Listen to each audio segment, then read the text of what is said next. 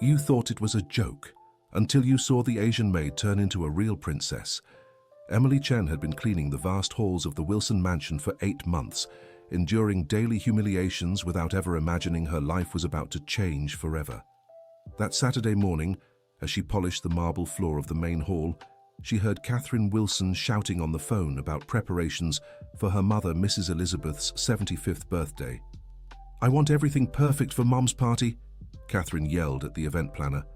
"All the important business people in New York City will be here. I can't be embarrassed." Emily lowered her head and kept working, pretending not to hear. She had grown used to being treated like furniture in that house. Catherine and her 2 brothers, Richard and William, never missed a chance to remind her she was just the Japanese maid, as they often said, even though they knew she was an American of Japanese descent. "Hey you," Catherine snapped at Emily in her usual harsh tone. "When you're done there, I want you to clean Dad's office. And be careful not to touch anything. Your dirty hands shouldn't be near the documents." "Yes, ma'am," Emily replied softly, swallowing the lump in her throat once again. The truth was, Emily spoke 4 languages fluently and had a degree in business administration from Columbia University. But after months of unemployment and bills piling up in the small apartment she shared with her sick grandmother, she took whatever job she could find. The employment agency had secured her this position at the Wilson Mansion, one of the wealthiest families in New York City, and even though she knew it would be hard, she needed the money. In the early days, Emily tried to be friendly, but she soon realized her presence deeply annoyed Mrs. Elizabeth's children. They made a point of throwing food on the floor after she cleaned, leaving muddy footprints on the Persian rugs on purpose, and making cruel remarks about her appearance and heritage. "Look, the little Japanese girl is here," William would say whenever she entered a room. "I hope you didn't touch my things with those workers' hands." Richard was even worse. He had a habit of leaving dirty glasses in impossible places, just to watch her struggle to reach them. Once he deliberately knocked over an expensive vase and blamed Emily in front of his mother, forcing her to pay for it from her salary. Dear listener, if you're enjoying the story, don't forget to like and especially subscribe to the channel. It helps us a lot as we're just starting out. Now back to the story. The only person who treated Emily with even a shred of respect was Mrs. Elizabeth. The elderly woman, already showing clear signs of weariness and fragility, always greeted Emily politely and sometimes even smiled when they passed in the halls. There was something in the matriarch's gaze that Emily couldn't decipher, a mix of sadness and nostalgia that appeared whenever she watched her working. "Mom, you don't need to greet the maid," Catherine would complain whenever she saw them talking. "She's here to work, not make friends." But Mrs. Elizabeth remained kind, much to her children's frustration. They couldn't understand why their mother showed such special affection for the maid, especially since she had always been very particular about the household staff. One day, while cleaning Richard's office, Emily accidentally knocked over a folder that was poorly balanced on the desk. Papers scattered across the floor, and as she bent to pick them up, something caught her eye. Among the documents was an old yellowed birth certificate with the name Lily Wilson prominently displayed. Emily's heart raced. Lily was the Japanese name her grandmother always said she should have been given, but her parents chose Emily instead to make it easier for her to fit into American society. The coincidence left her puzzled, but she quickly gathered the documents and put everything back in place, afraid of being caught going through Richard's things. That night at home, Emily couldn't get that name out of her head. She asked her grandmother Sakura if she knew any stories about the name Lily in the family, but the elderly woman only smiled sadly and changed the subject, as she always did when the past was mentioned. "Grandma, I need to know," Emily insisted. "Why do you always act strange when I bring up my past?" "Some things are better left alone, my dear," Sakura replied, her hands trembling slightly. "What matters is that you're here with me now." But Emily couldn't let it go. There were gaps in her personal history that had never been explained. She grew up knowing only that her parents had died when she was very young, and that her grandmother had raised her ever since. There were no childhood photos, old documents, or any trace of her life before the age of 5. The next day, returning to the Wilson mansion, Emily decided to pay closer attention to the details of the house. While cleaning the library, she noticed several family photos displayed on the shelves. There were pictures of Catherine, Richard, and William at various ages, from infancy to adulthood. But in some older photos, she spotted a fourth child, an Asian girl who appeared to be between 3 and 5 years old. The girl always stood slightly apart from the others, as if she didn't quite belong. In one photo, she was next to Mrs. Elizabeth, who held her tenderly in her lap. The child's face was partially hidden by bangs, but there was something familiar about those eyes. A shiver ran down Emily's spine. The resemblance was unsettling. She took a photo with her phone, careful not to be seen, and compared it to a selfie of herself. The features were strikingly similar. Over the next few days, she began observing Mrs. Elizabeth's behavior more closely. The elderly woman always stopped what she was doing when Emily entered the room, and her gaze lingered with an intensity that went beyond mere curiosity. Sometimes, Emily noticed Mrs. Elizabeth was on the verge of saying something but always held back at the last moment. One afternoon, while cleaning the matriarch's bedroom, Emily heard Mrs. Elizabeth murmuring in her sleep, "Lily, my child, where are you?" Emily's heart nearly stopped. She quietly approached the bed and saw Mrs. Elizabeth sleeping restlessly, tears streaming down her wrinkled face. The old woman continued in her sleep, "Forgive me, Lily. I couldn't protect you. They were so cruel to you, my little one." Emily froze, her legs shook, and she had to lean against the wall to keep from falling. This couldn't be a coincidence. Something much bigger was happening here, something that connected her mysterious past to this family. That same day, Catherine caught Emily leaving her mother's room and confronted her angrily. "What were you doing in Mother's room?" Catherine demanded, her face red with fury. "Were you going through her things?" "No, Ma'am, I was just cleaning as always," Emily replied, trying to stay calm. "Liar!" Catherine shouted. "I saw you standing by her bed. You were trying to steal something, weren't you?" "I would never do that," Emily said, her voice steady despite her fear. "Of course you would. That's what people like you do. You sneak into good families' homes and take any chance to steal." Catherine continued her attack. "I always knew you were suspicious. No maid has that arrogant attitude of yours." Emily felt the tears welling up, but refused to cry in front of Catherine. She had spent months swallowing humiliations, but that accusation of theft was more than she could bear. "I've never stolen anything from anyone in my life," Emily said, her voice beginning to tremble with indignation. "I work honestly to support my sick grandmother."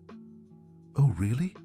And what's your real story?" Catherine asked with a cruel smile. "Because a maid who speaks this well, with such vocabulary, is very suspicious. What are you hiding?" At that moment, Mrs. Elizabeth appeared at the bedroom door, leaning on her cane. She had woken up to her daughters shouting. "Catherine, what's going on here?" the elderly woman asked, visibly disturbed. "Mum, I caught this person going through your things," Catherine said, pointing at Emily with disdain. Mrs. Elizabeth looked straight at Emily, and again that mysterious expression crossed her face. For a moment, the two women stared at each other in silence, as if one recognized something in the other. "Emily was just doing her job," Mrs. Elizabeth finally said. "She didn't do anything wrong." "But Mom," Catherine tried to protest. "Enough, Catherine. You're overreacting," the matriarch cut her off. "Emily, you may continue your work." Catherine was furious at her mother's defense but didn't dare argue. She stormed out of the room, stomping her feet, while Mrs. Elizabeth kept watching Emily with that tender, melancholic gaze. "I'm sorry for my daughter's behavior," Mrs. Elizabeth said softly. "She's been very stressed lately." "Don't worry, ma'am," Emily replied. "I understand." Do you have family?" Mrs. Elizabeth asked, her voice almost a whisper. "I have my grandmother. She raised me after my parents." Emily trailed off, realizing she didn't actually know what had happened to them. "After your parents?" Mrs. Elizabeth gently pressed. "Truthfully, I don't really know what happened to them. My grandmother never wanted to talk about it," Emily confessed, surprised by her own honesty. Mrs. Elizabeth visibly faltered. Her hands trembled, and she gripped her cane tighter. "How old were you when you went to live with your grandmother?" the elderly woman asked, her words coming with difficulty. About 5, I think. I don't have clear memories from before that, Emily answered, sensing this conversation held something deeply important. Mrs. Elizabeth's eyes filled with tears. She reached out a shaky hand and lightly touched Emily's face. "You have her same eyes," the old woman murmured. "The same eyes as my—" "Ma'am?" Emily asked, confused. But Mrs. Elizabeth quickly composed herself, as if she'd said something she shouldn't have. "Forgive me, dear. Sometimes age plays tricks on me," she said, forcing a smile. "You remind me of someone who was very important to me."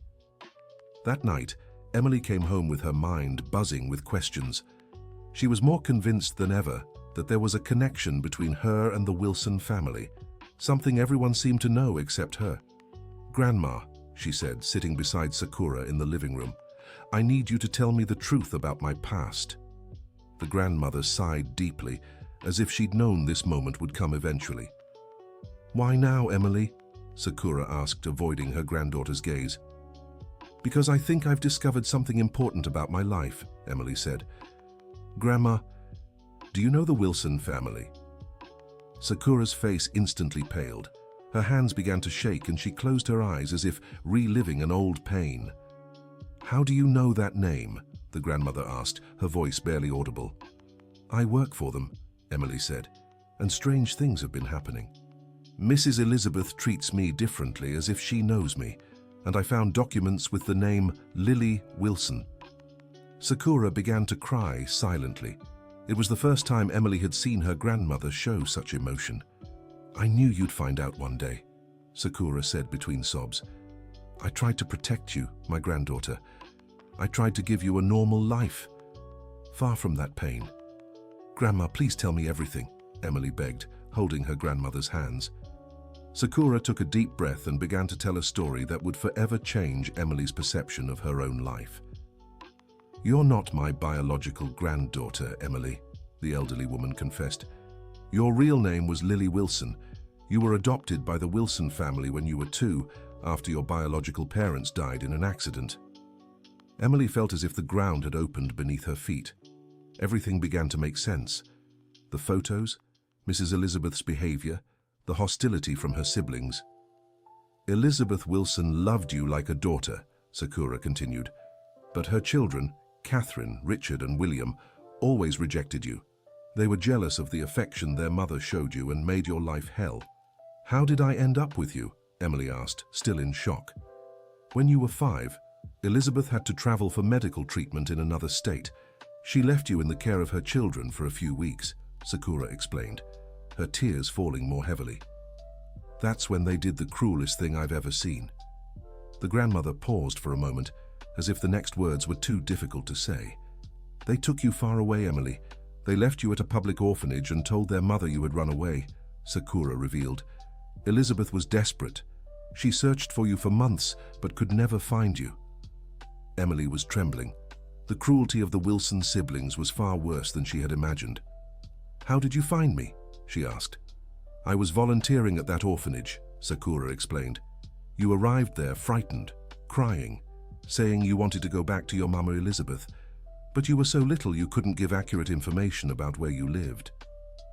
"I vaguely remember calling someone Mama," Emily murmured, the repressed memories slowly returning. "You won me over from the very first day," Sakura smiled through her tears. "You were such a sweet, smart child.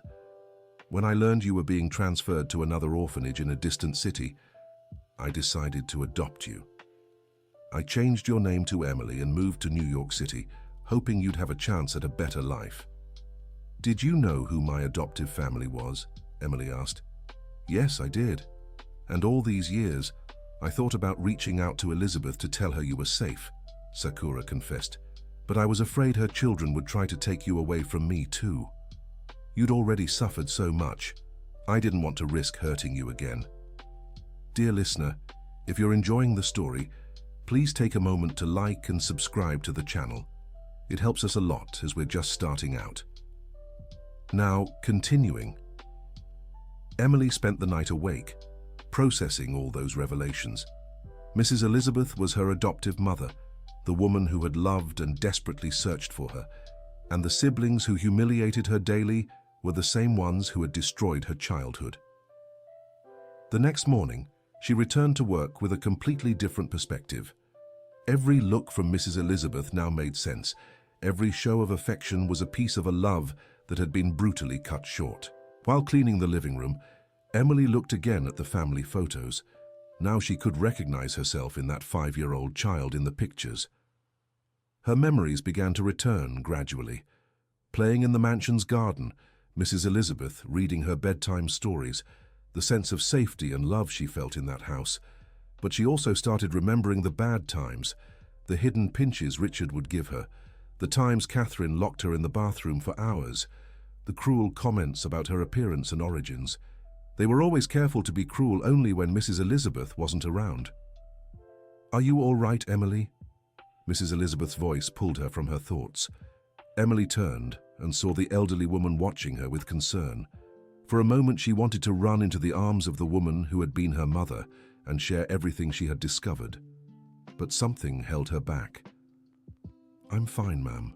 Thank you for asking," Emily replied, trying to maintain her composure. "You know," Mrs. Elizabeth said, stepping closer, "sometimes I look at you and feel such a strange familiarity, as if I've known you for a long time." "You've mentioned that before," Emily remarked, her heart racing. "It's just that you remind me so much of a child I loved dearly," the elderly woman confessed, her eyes filling with tears. "A special little girl who spent a few years of her life with me." "What happened to her?" Emily asked, pretending not to know. "She disappeared while I was away," Mrs. Elizabeth said, her voice heavy with pain. "My children told me she had run away, but I never believed it. Lily was an obedient, affectionate child. She would never have left home." Hearing Mrs. Elizabeth say her real name sent a wave of conflicting emotions through Emily. She wanted to reveal herself right then, but she also knew she needed a plan. The Wilson siblings had destroyed her childhood once, and she wouldn't let them do it again. "Did you ever hear from her again?" Emily asked. "Never," Mrs. Elizabeth sighed. "I hired investigators, searched orphanages, placed ads in newspapers. It was as if she had simply vanished from the face of the earth." "She must miss you too," Emily said, her words carrying a double meaning. "I hope she found a family who loved her as she deserved," the elderly woman murmured. "And I hope that one day before I leave this world, I can see her again and ask for forgiveness for failing to protect her." At that moment, Catherine walked into the room with her usual sour mood. "Mother, what are you doing talking to the maid?" Catherine asked disdainfully. "She should be working, not chatting." "We were just exchanging a few words," Mrs. Elizabeth replied, visibly annoyed by her daughter's rudeness. "Well, the party is tomorrow and there's still much to do," Catherine said, turning to Emily. "You'll work late tonight to make sure everything is perfect, and tomorrow I expect you early for the final preparations." "Yes, ma'am," Emily replied, but this time with a different tone. There was a determination in her voice that Catherine couldn't quite place. That night, Emily made a decision that would change everything. She would attend Mrs. Elizabeth's birthday party, not as a maid, but as Lily Wilson, the daughter who had been brutally torn from her family.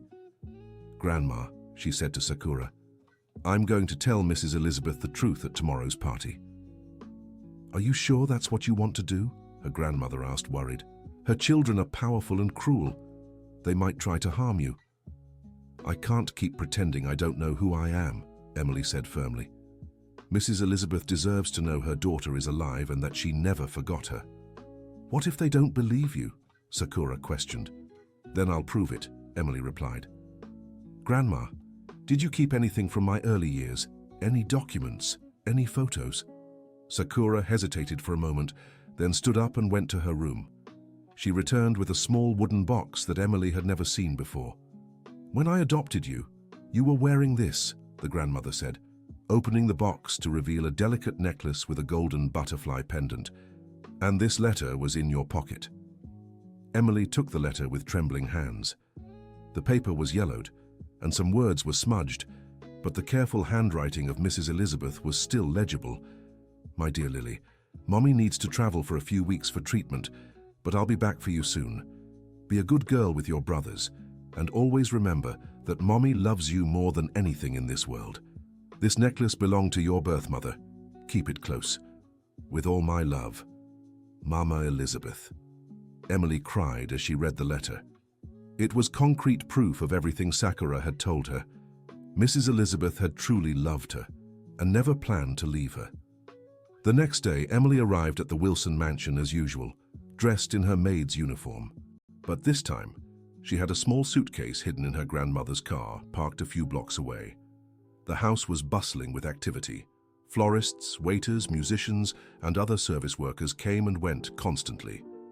Catherine commanded everything with her usual sharpness, yelling at everyone and complaining about any detail that wasn't perfect. "Emily," Catherine called, "finish tidying up the main hall and then go clean the guest bathrooms. The guests start arriving at 8, and I don't want to see any cleaning staff around after that." "Yes, ma'am," Emily replied, but inside she smiled. By 8 that evening, she wouldn't be there as a maid anymore. Throughout the afternoon, Emily discreetly observed the preparations.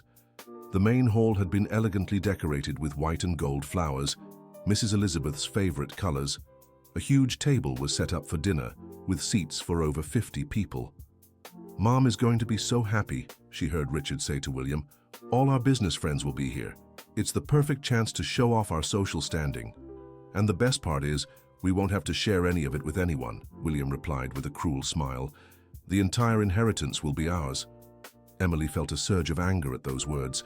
Not only had they ruined her childhood, but they were also benefiting from her absence in Mrs. Elizabeth's life. At 6 in the evening, Catherine dismissed all the cleaning staff. "You can leave now," she said. "I don't want to see any of you in the house during the party." Emily went out the back door as expected, but instead of leaving, she headed to Sakura's car. Her grandmother was waiting with everything ready. "Are you sure about this, my granddaughter?" Sakura asked one last time. "Absolutely," Emily replied. "It's time for Lily Wilson to come home." The two went to a beauty salon that had stayed open especially for them. The owner, Mrs. Barbara, was an old friend of Sakura's and had agreed to help when she heard the story. "My dear," Mrs. Barbara said, looking at Emily, "you're beautiful. Let's make you shine like the princess you've always been." For the next 2 hours, Emily underwent a complete transformation. Her hair was styled elegantly, her makeup was sophisticated yet natural, and her nails were painted with a subtle gold polish. The dress had been bought with all the savings Emily had scraped together over the past few months. A light blue gown with delicate shimmer, elegant and perfect for the occasion. When she looked at herself in the mirror, she barely recognized herself. "You look stunning," Sakura said emotionally. "Your birth mother would be so proud." "And Mrs. Elizabeth?" Emily asked nervously. "Mrs. Elizabeth will be overjoyed to see her daughter return," the grandmother replied, adjusting the butterfly necklace around Emily's neck. At 8:30 in the evening, when the party was in full swing, Emily arrived at the main entrance of the Wilson mansion. The doorman, who had never seen her dressed like that before, greeted her politely and directed her to the guest entrance. The main hall was filled with elegantly dressed people. Businessmen, politicians, and socialites chatted animatedly, while waiters circulated with trays of champagne and canapes. Mrs. Elizabeth sat in a special armchair, surrounded by guests who were eager to greet her. Emily took a deep breath and walked toward the large double doors leading to the hall. Her hands trembled slightly, but her determination was unshakable. When the doors opened, the chatter in the hall gradually quieted.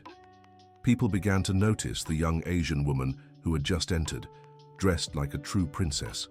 Many whispered among themselves, trying to identify the mysterious guest. Catherine was the first in the family to notice Emily's presence. Her face flushed with anger when she recognized the maid she had dismissed hours earlier. "What the hell?" Catherine muttered, pushing through the crowd to confront Emily. Richard and William soon noticed their sister's agitation and turned their attention to the hall's entrance. When they saw Emily, their faces paled with shock and anger. But it was Mrs. Elizabeth's reaction that mattered most. The elderly woman slowly rose from her chair, leaning on her cane, and fixed her eyes on the young woman who had just entered. For a moment, it was as if she was seeing a ghost.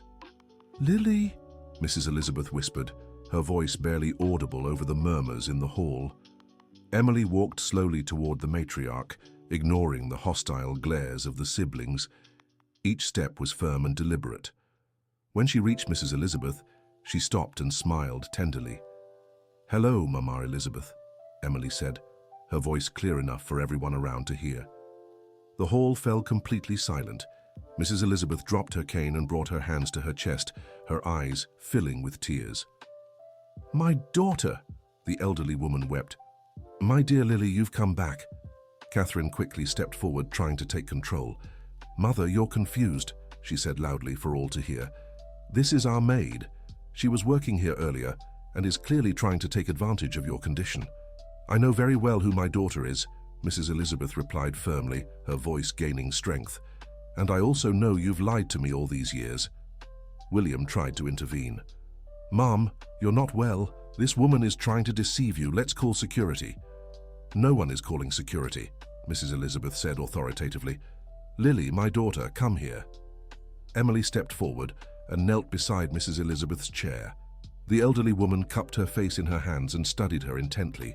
"You've grown so much," she murmured, "but you still have the same sweet eyes you had as a little girl."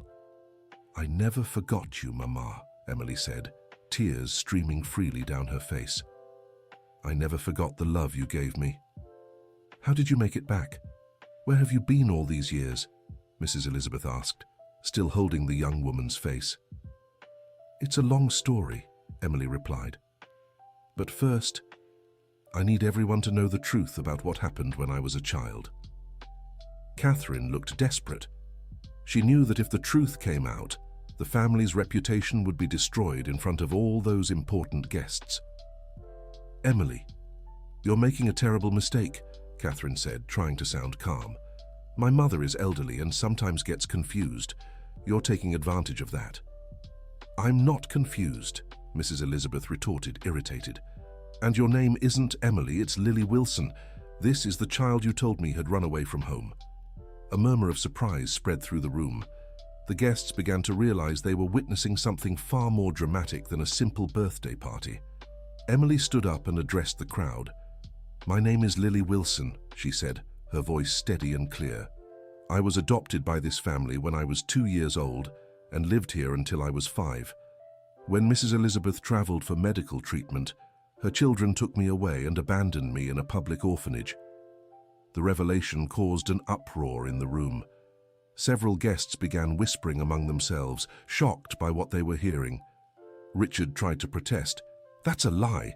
This woman is making up this story to try and get money from our family." "Then explain this," Emily said, pulling Mrs. Elizabeth's letter from her purse. "This is a letter Mama Elizabeth wrote to me before she left, promising she would return soon. I had it in my pocket when I was abandoned at the orphanage." Mrs. Elizabeth immediately recognized her own handwriting. She took the letter with trembling hands and read it aloud. "My dear Lily, Mommy needs to travel for a few weeks for treatment, but she will come back to you soon." The elderly woman's voice broke as she read, "Be a good girl for your siblings, and always remember that Mommy loves you more than anything in this world." The silence in the room was deafening. Everyone was shocked by the revelation that the children of one of New York City's most respected families had abandoned a child. "And this," Emily continued, showing the butterfly necklace, "was the last gift my birth mother gave me, and which Mama Elizabeth cherished so dearly." Mrs. Elizabeth recognized the necklace immediately. She remembered perfectly giving that gift to Lily, explaining it had belonged to her real mother. "My daughter!" Mrs. Elizabeth stood again, ignoring her cane, and hugged Emily tightly. "Forgive this old woman for failing to protect you. Forgive me for believing your siblings' lies." "You have nothing to forgive me for," Emily replied, returning the embrace. "You were always a wonderful mother to me." William, seeing the situation was spiraling out of control, tried one last desperate move. "Even if this story is true, it was over 15 years ago. She has no claim to this family or our inheritance." "Inheritance?" Emily turned to him with disdain. "You think I came back here for money? You're so petty you can't imagine someone acting out of love?" "Then why did you come back?" Catherine asked, still trying to regain control of the situation. "Because over the last few months, working as a maid in this house, I saw how much Mama Elizabeth was suffering," Emily explained.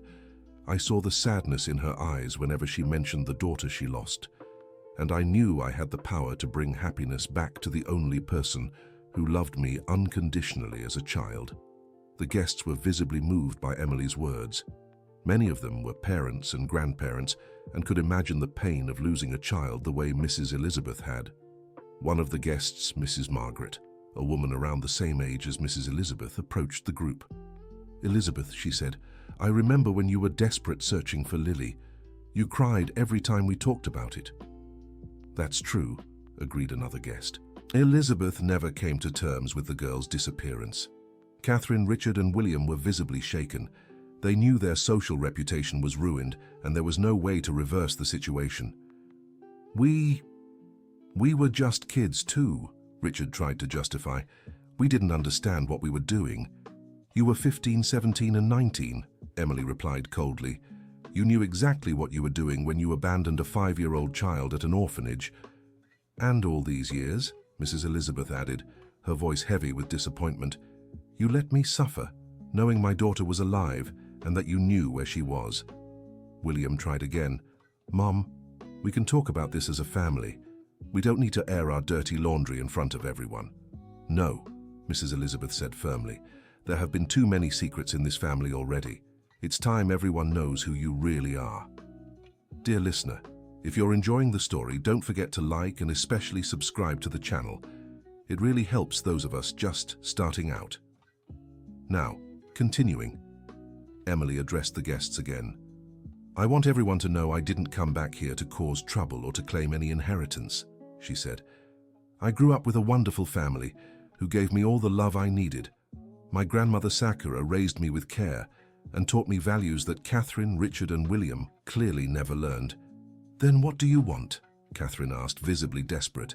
"I want to spend whatever time is left with Mama Elizabeth," Emily replied. "I want to take care of her, talk to her, make up for all those lost years. And I want her to know she never needed to suffer on my account because I was always fine." Mrs. Elizabeth couldn't stop crying from emotion. She held Emily's hands as if afraid she might disappear again. "My dear daughter," the elderly woman murmured, "you've become such a beautiful, dignified woman. I always knew you had a special heart." "You taught me everything about kindness and love," Emily replied. "Even though I was so little, I never forgot the stories you told me or the songs you sang to help me sleep." One of the guests, moved by the scene, began to applaud. Soon, others joined in, and within moments, the entire room was applauding Emily and Mrs. Elizabeth. Catherine, Richard, and William stood isolated, watching the scene with a mix of anger and humiliation. They knew they would never be seen the same way by New York City society again. "I want everyone to know," Mrs. Elizabeth said, raising her voice so all could hear, "that from today onward, my daughter Lily is officially back in the Wilson family. And I want you all to know as well," Emily added, "that I intend to honor the Wilson name the way it always deserved to be honored, with dignity, honesty, and love for others." The party, which had begun as a social celebration, had turned into something far more meaningful. The guests witnessed not just the reunion of a mother and daughter, but also the exposure of the true nature of people who had always been respected in society. Mrs. Elizabeth announced she wanted to make an immediate change to her will. "Lily will receive half of all my assets," she declared publicly. "It's the least I can do to make up for all those lost years." "Mama, I don't need an inheritance," Emily said. "I just want you back in my life." "But I insist," Mrs. Elizabeth replied. "And with your share, you can do all the good you desire. I know you have a generous heart." Emily smiled and hugged her adoptive mother again. In that moment, she knew exactly what she would do with any inheritance she received. She would create a foundation to help orphaned and abandoned children, so no child would have to endure what she had gone through. As the party continued, Catherine, Richard, and William discreetly left. They knew they could no longer stay after everything that had been revealed. The next morning, New York City newspapers widely covered the story of the maid who turned out to be an heiress. Lily Emily's story became a symbol of resilience and justice, while the Wilson siblings became examples of cruelty and greed. Emily quit her job as a maid and moved back into the Wilson mansion, not as a servant, but as a daughter. She brought Sakura to live with them, creating the close-knit family she had always dreamed of. Mrs. Elizabeth, rejuvenated by her daughter's presence, saw her health and spirits improve significantly. She spent hours talking with Emily about the lost years, listening to stories of her life with Sakura, and sharing childhood memories that Emily was gradually recalling. "You know," Mrs. Elizabeth said one afternoon as they had tea in the garden, "I always felt you were alive. A mother's heart never accepted that you were truly gone." "And I always felt I had a mother waiting for me somewhere," Emily replied. "Sakura was wonderful to me, but there was always a place in my heart only you could fill." Sakura watched them talk and smiled, content that she had made the right choice in adopting Emily all those years ago. Now she saw her granddaughter had found her true place in the world. "Grandma," Emily said, "you saved my life when you took me in. Without you, I never would have become the person I am today." "And without you," Sakura answered, "I would never have known the true meaning of being a grandmother. You brought light into my life when I needed it most." A few weeks after the party, Catherine sought Emily out for a conversation. She was visibly shaken and ashamed. "Lily," she said, using her real name for the first time, "I want to apologize for what we did to you as a child and how we treated you when you worked here." "Why did you and your brothers hate me so much?" Emily asked. "I was just a little girl." "Jealousy," Catherine confessed. "Mom loved you in a way we could never match. You two had a special bond, and we felt threatened by it." "But you were her biological children," Emily pointed out. "But you were special to her in a different way," Catherine explained. "Mom chose you, adopted you out of love. We always felt she loved us out of obligation, but loved you by choice." Emily was surprised by this revelation. She had never considered the siblings' perspective. "Catherine, you were always loved by Mrs. Elizabeth," she said. "The problem was you let jealousy poison your hearts instead of learning to share that love."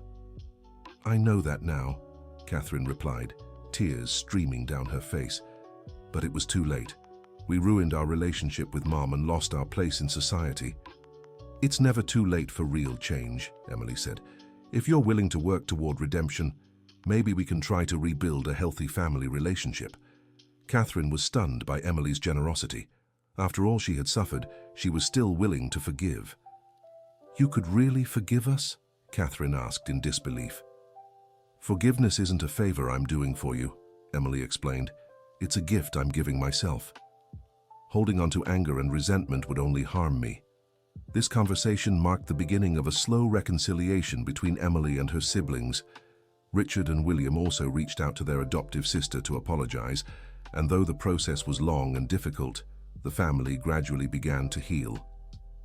Mrs. Elizabeth was overjoyed to see her children trying to make amends. She knew she had been wrong not to protect Lily properly when she was a child, and she was determined not to repeat the same mistakes. "A family is only strong when everyone supports one another," she said, during a dinner where they were all gathered. "We lost too many years to pride and jealousy. Let's not waste another moment." Emily kept her promise to use her inheritance to help other children. She established the Lily Foundation, which provided support for orphaned and abandoned children, along with education and vocational training programs. The first beneficiary of the foundation was Mrs. Barbara, the hairdresser who had helped Emily prepare for the party. Emily offered her resources to expand her salon and create a training program for underprivileged youth. "My dear," Mrs. Barbara said, moved, "you're an angel in people's lives. May God always bless your generous heart." "You helped me at the most important moment of my life," Emily replied. "Now it's my turn to give back." Emily's story quickly spread, inspiring many others who had gone through similar struggles. She began receiving letters from all over the United States, with people sharing their own experiences of abandonment and resilience. One letter that touched her deeply came from a 17-year-old girl named Jessica Brown, who was about to leave an orphanage in Boston. "Dear Lily, your story gave me hope that I can have a better future even without a family. I want to study business like you, and maybe one day work at an important company. Thank you for showing me it's possible to succeed in life even when starting from nothing." Emily personally responded to Jessica's letter and offered her a scholarship through her foundation. She knew the young woman had the same potential she once had. She just needed an opportunity. 6 months after the birthday party, Mrs. Elizabeth organized a new celebration, a gathering to officially welcome Lily back into the family. This time, the atmosphere was completely different, filled with genuine joy and family love. "Today," Mrs. Elizabeth said in her speech, "we're not just celebrating my daughter's return, but the rebirth of our family. We've learned that true love is stronger than any hardship." "And I've learned," Emily replied, "that home isn't just a physical place. Home is where we're loved and accepted unconditionally. For years I had a wonderful home with Grandma Sakura, and now I'm blessed to have 2 homes and 2 mothers who love me." The event was covered by several media outlets who portrayed the story as an example of hope and redemption. Emily became a respected public figure, often invited to speak about resilience and family. During one of her talks, she said, "Many people ask me how I managed to forgive those who caused me so much pain. The answer is simple. Forgiveness doesn't erase the past, but it frees the future. I chose to focus on the love I received, not the pain I endured." Catherine, Richard, and William gradually rebuilt their reputations through charity work and volunteering at Emily's foundation. They learned that true wealth isn't measured in money or social status, but in genuine human connections. Richard, in particular, became deeply involved with the foundation's work, dedicating his time to educational programs for underprivileged youth. "Working with these children made me realize how privileged I was," he confessed to Emily, "and how much I wasted that privilege with envy and cruelty." "But now you're using your privilege to do good," Emily replied. "That's what matters." William had found his purpose by working with job placement programs for young adults aging out of orphanages, using his business connections to create employment opportunities. "I think about how many Lilies are out there just needing one chance," he said during a foundation meeting. "We have the power to change those lives." Catherine developed a special program for adoptive mothers, offering psychological and financial support to families taking in orphaned children. "I saw the love Sakura had for Lily," she explained, "and I understood that real love isn't about biology. It's about choice and dedication." Sakura, despite her advanced age, became an important figure in the foundation, sharing her experience as an adoptive mother and guiding other families going through the same process. "Every child we welcome into our hearts," she often said, "is a chance to multiply love in the world." 2 years after the party that changed everything, Emily received a marriage proposal from a young lawyer named Michael, whom she had met through the foundation's work. He had fallen in love not just with her beauty, but above all with her generosity and strength of character. "Lily," he said during the proposal, "you taught me that a person's true worth lies in their ability to love and forgive. I want to spend the rest of my life learning from you." The wedding was held at the church where Sakura used to pray, a simple but deeply meaningful ceremony. Mrs. Elizabeth and Sakura shared the honor of walking Emily down the aisle, representing the 2 mothers who had loved and shaped her. "Today," Emily said in her wedding speech, "I'm not just celebrating romantic love, but all the kinds of love that brought me here. The love of an adoptive mother who never stopped searching for me, the love of a grandmother who raised me with care, and the love of a family that learned to forgive and start anew." Catherine, Richard, and William were all present at the ceremony, now fully part of the reunited family. They had learned to cherish Emily's presence not as a threat, but as a blessing that had transformed them all into better people. "Our sister," Richard said in his best man speech, "taught us that family isn't about competition, it's about collaboration. She showed us how to turn pain into purpose and resentment into redemption." Emily and Michael's honeymoon was dedicated to visiting social projects across the United States, learning about other initiatives helping underprivileged children. They returned with many ideas to expand the work of the Lily Foundation. "I want our foundation to be a national example," Emily said. "I want every state in the US to have a place where abandoned children can find hope." And so it was. In the following years, the Lily Foundation expanded to dozens of cities, always with the same mission: to ensure no child would have to endure what Emily had endured. Mrs. Elizabeth lived to see the birth of Emily and Michael's first child, a girl named Sakura Elizabeth, honoring both grandmothers. The elderly woman passed away peacefully at 82, surrounded by her reunited family, certain she had fulfilled her mission as a mother. "She left this world whole," Emily said at the funeral. "Grandma Elizabeth got to see our family healed and united. She can rest in peace, knowing love conquered all." Catherine, Richard and William mourned their mother sincerely, but were also grateful they had the chance to reconcile with her before her passing. "Mom taught us, through Lily, that it's never too late to make amends for our mistakes," Catherine said. "Now it's up to us to keep honoring that lesson." Sakura remained active until she was 90, always present in the Foundation's work and caring for her great-granddaughter with the same love she had given Emily. "Grandma," Emily said one special afternoon, "you can rest now. You've already done more than enough for our family." "As long as God gives me strength," Sakura replied with a smile, "I want to keep seeing the good our family does in the world. You turned our pain into hope for so many others." End of story. And so ends this tale of love, forgiveness, and redemption. Emily proved that a person's true worth isn't in their origins or social standing, but in their ability to love, forgive, and turn pain into purpose. Now we'd love to hear your thoughts. Do you believe Emily made the right choice in forgiving the siblings who caused her so much pain? Share in the comments what you thought of this story and where you're following us from. If you have a similar experience or reflection to share, leave your heartfelt message below. Your input means so much to us. Don't forget to like this story, and most importantly, subscribe to the channel so you won't miss other touching tales like this one.